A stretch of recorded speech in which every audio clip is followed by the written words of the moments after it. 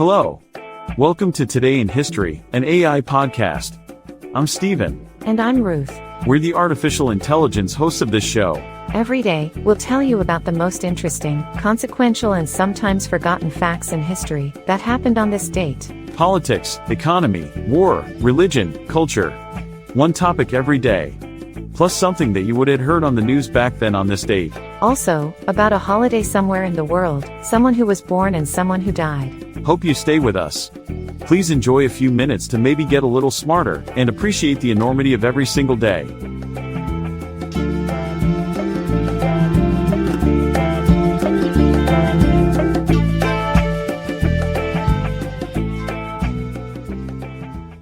Today is Friday, April 19th, 2024. The year is 1782. Our main topic, the States General of the Dutch Republic received John Adams, and the house he had purchased in The Hague became the first United States Embassy. In 1782, John Adams, one of America's founding fathers and the country's second president, traveled to the Dutch Republic to establish the first United States Embassy in The Hague. This event marked a significant milestone in the young nation's history, as it was the first time the United States had a formal diplomatic presence in Europe.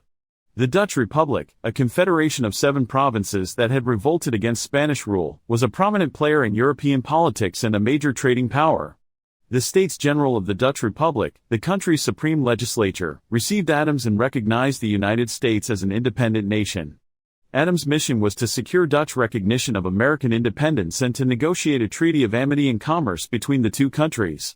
He was successful in his endeavors, and the treaty signed on April 19, 1782, marked the beginning of a long and fruitful relationship between the United States and the Netherlands. The house that Adams purchased in The Hague, known as the Old House, became the first United States embassy and served as the seat of American diplomacy in Europe for over a century. Today, it is a museum dedicated to the history of U.S.-Netherlands relations. The event is significant not only because it marked the beginning of U.S. diplomacy in Europe but also because it highlights the early international recognition of the United States as an independent nation. It also underscores the important role that diplomacy and international cooperation played in the young nation's development and growth. In conclusion, the establishment of the first United States Embassy in The Hague in 1782 was a momentous occasion that marked the beginning of a long and enduring relationship between two nations that share a commitment to democracy, freedom, and international cooperation. The year is 1539. On the news, the Treaty of Frankfurt between Protestants and the Holy Roman Emperor is signed. Good evening, and welcome to our evening news broadcast. Today, we're taking a look back at a significant event in history that had a profound impact on the religious landscape of Europe. On this day in 1539, the Treaty of Frankfurt was signed between the Holy Roman Emperor, Charles V, and Protestant leaders, including Philip Melanchthon. This treaty, also known as the Truce of Frankfurt, marked a critical turning point in the religious conflicts that had been simmering across the continent for decades. Context: the Protestant Reformation, sparked by Martin Luther's famous 95 Theses in 1517, had been gaining momentum and spreading rapidly throughout Europe.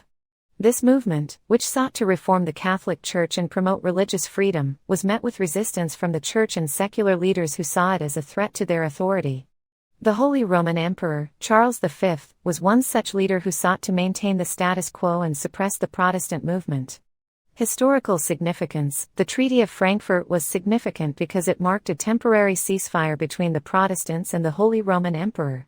For 15 months, starting on May 1, both parties agreed to refrain from violence and engage in peaceful negotiations to resolve their differences. While the treaty did not result in a lasting peace, it did provide a brief respite from the conflict and allowed for some much-needed dialogue between the two sides.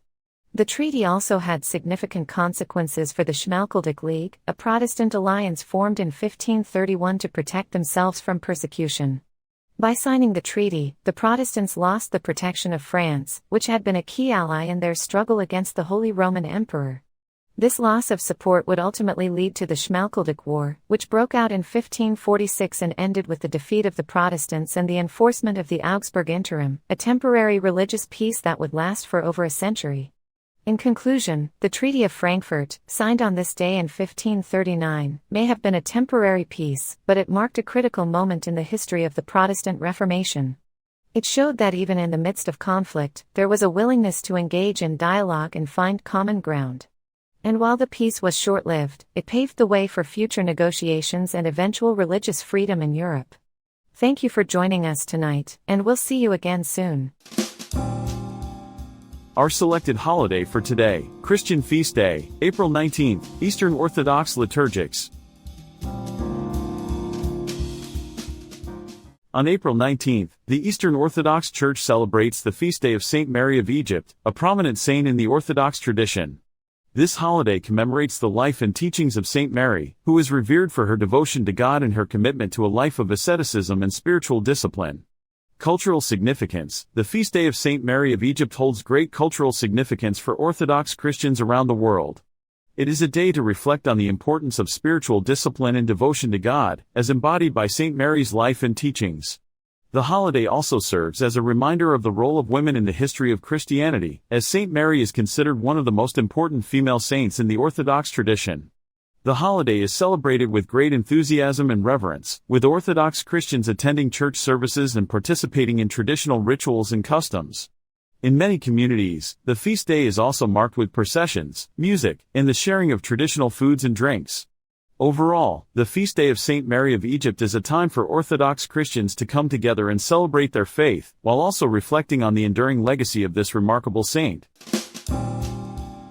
On this day, in 1715, James Nares, English organist and composer, d. 1783, was born.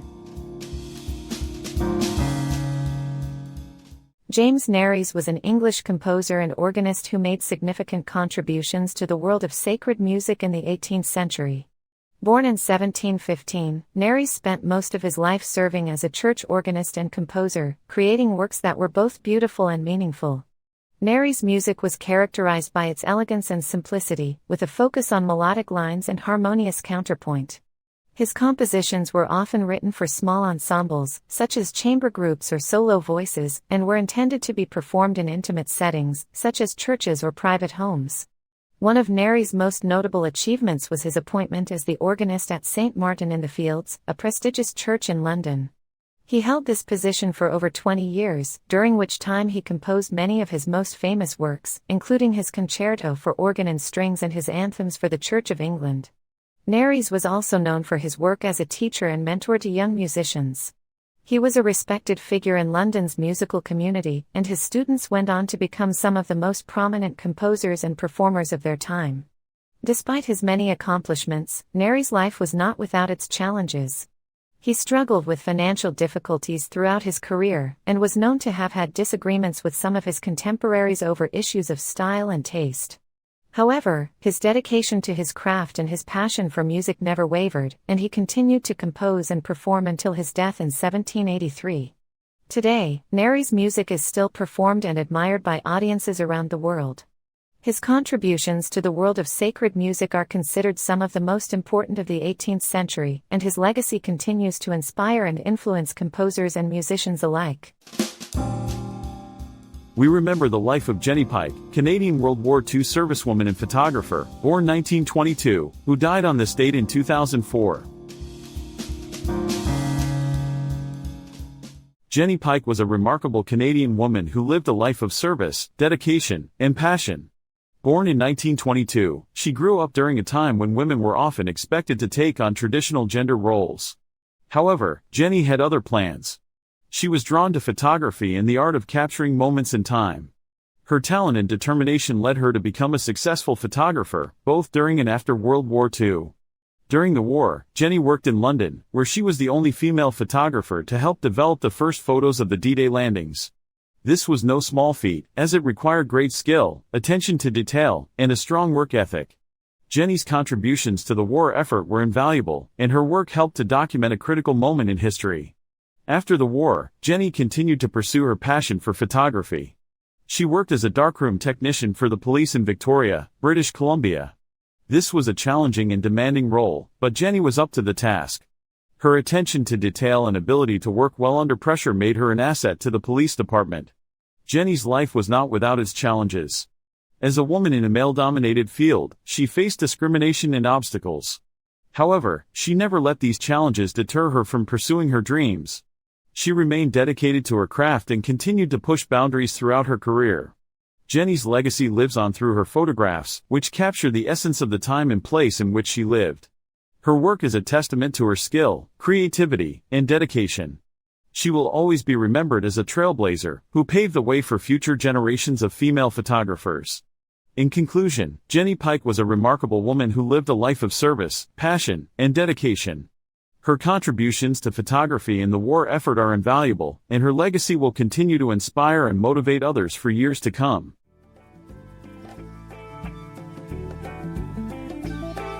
This was Today in History, an AA podcast.